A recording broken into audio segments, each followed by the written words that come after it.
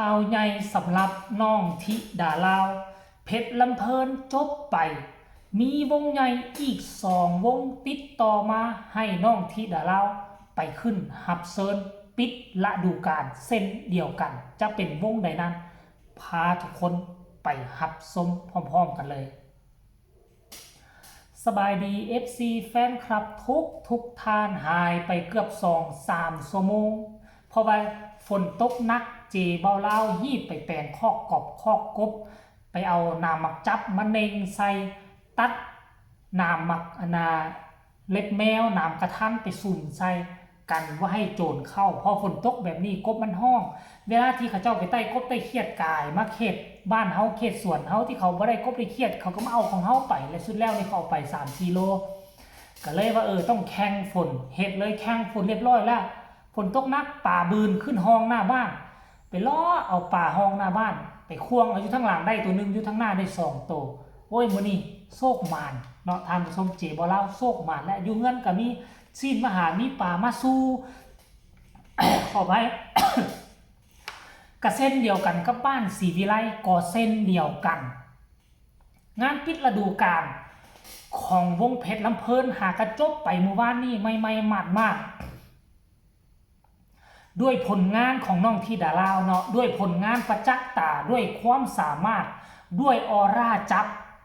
เขาเห็นมือคืนนี้แล้วมีวงใหญ่2 วงติดต่อมาหาพอผู้ศรีวิไลเฮียบห้อยแล้วปิดฤดูกาลปีนี้ให้น้องธิดาลาวไปสร้างสรรค์ผลงานห่วมกับวงข้าเจ้าอาจจะได้ปะทะกับโตซูวงอาจจะได้ปะทะกับโตซูวงเนาะหลายคนก็อาจจะฮู้แล้วแต่หลายคนก็ยังบ่ทันฮู้เถื่อทุกคนเดี๋ยวจะไปอ่านการโพสต์ของพ่อผู้ศรีวิไลก่อนเด้อว่ามันเป็นวงใดกันแท้เนาะเมื่อสองก็ไว้โอ้ยคิดเยอะเขาตาเมื่อ2 ชั่วโมงที่ผ่านไปนี่พ่อผู้ศรีวิไลได้ออกมาโพสต์เคลื่อนไหวว่าปิดฤดูกาลหมอลำเสียงวีหกโอ้โหเจ้าเก่าเจ้าเดิมวงแรกที่เปิดโอกาสให้น้องธิดาลาวก็คือนี่แหละบอสนกบอสนุกับบอสน้อยอายกับลุงใหญ่4 คนนี่บ่ลืมบ่ปะบ่ไลงานสำคัญแบบนี้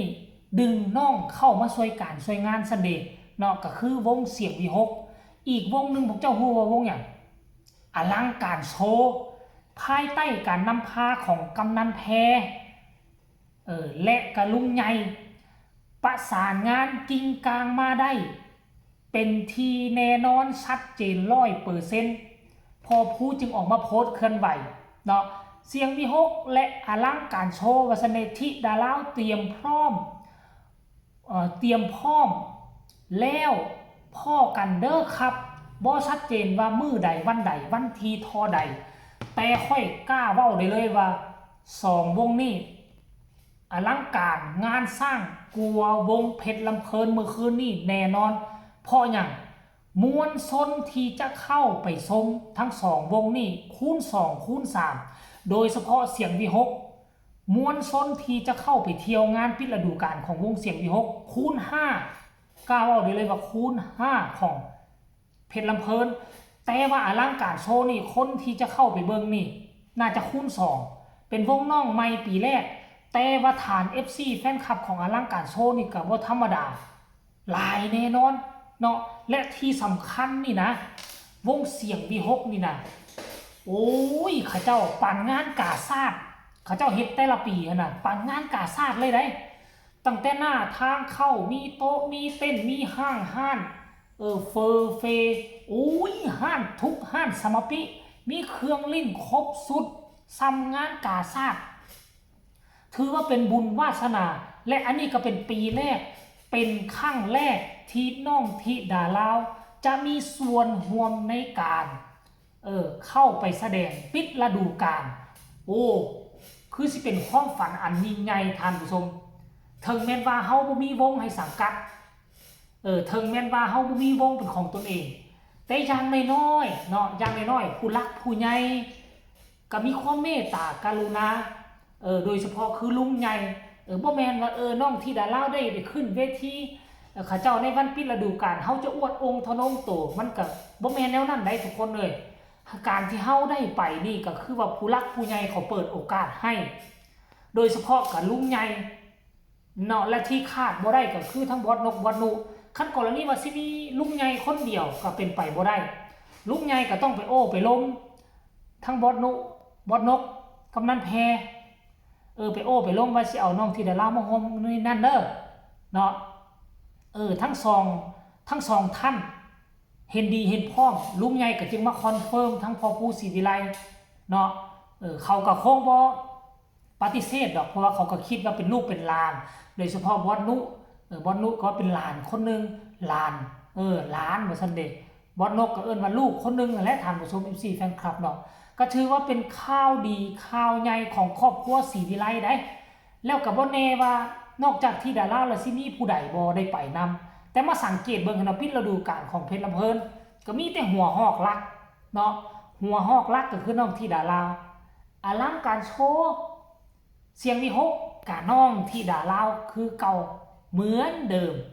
เนาะอยากให้น้องได้ปะทะกับอายอยากให้น้องได้ปะทะกับวงซองก็จะเป็นผู้ใดน้องไม้ไต่ดาวชื่อว่าหยังก็น้องเมยนะน้องเมยน้องเมยอายุอ่อนกว่าน้องที่ดาราท่านผู้ชมเดี๋ยวไปฟังคำคิดคำเห็นหลังจากที่ข่าวดีออกมาขนาดนี้ FC สิว่าจังไดเนาะคอมเมนต์นี่บอกว่ามาทางพัทยามีคิวบ่ครับอาจารย์ผมจะไปเยี่ยมป้าโถยังบ่ทันมีเลยครับว่าซันเดย์ FC ทางพัทยาก็มีเนาะ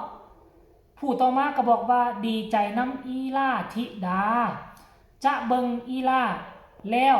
กะบักล่าฟิล์มอลังการโชว์อันนี้ FC ของฟิล์มเนาะ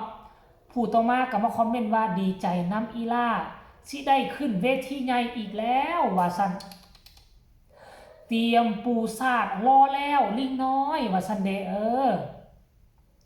คอมเมนต์นี้บอกว่าเป็นข่าวที่ดีครับว่าซั่นคุณลุง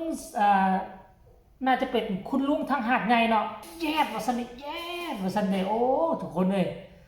คอมเมนต์นี้บอกว่าดีใจนำเด้ออีล่าเฮงๆปังๆว่าซั่นเฮงๆปังๆครับเป็นกำลังใจให้ครับว่าซั่นเด้ดีใจนำน้องเด้อขอให้เฮงๆปังๆอันนี้ FC ทั้งฝั่งลาวอันนี้กับพี่น้องฝั่งลาวดีใจนำลูกสาวธิดาลาวเด้อว่าซั่นวงดนตรีกันเองป้าวงดนตรีทั้งฝั่งลาวก็มาแสดงความยินดีนำเด้ขอเป็นคอมเมนต์สุดท้ายคอมเมนต์นี้บอกว่าความคิดเห็นค่ะอาจารย์ผู้ให้ธิดาลาวส่วนน้องอายหรือบอสนกและบอสนุ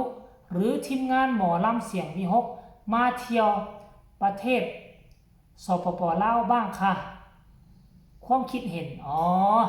ส่วนมาเที่ยวละล่าบ่หรือว่าส่วนมาหับงานนำกันเสียงวิหกเขาเจ้าคงจะบ่วางขนาดนั้นดอกท่านผู้ชมงานเขาเจ้าหลายเนาะอันนี้ก็คือคำคิดคำเห็น FC แฟนคลับหลังจากหู้ข่าวว่าน้องธิดาลาวกำลังจะปะทะงานใหญ่อีก2วงเฮามาติดตามกันว่ามันจะเป็นแนวใดมันคงจะเป็นฝันอันยิ่งใหญ่ของพ่อผู้และก็น้องธิดาลาวแน่นอนฝากกดไลค์กดแชร์กดติดตามที่สำคัญจะกดข้ามโฆษณาพ่อกันใหม่ในคลิปหน้าลาทานผู้ชมไปก่อนสบายดี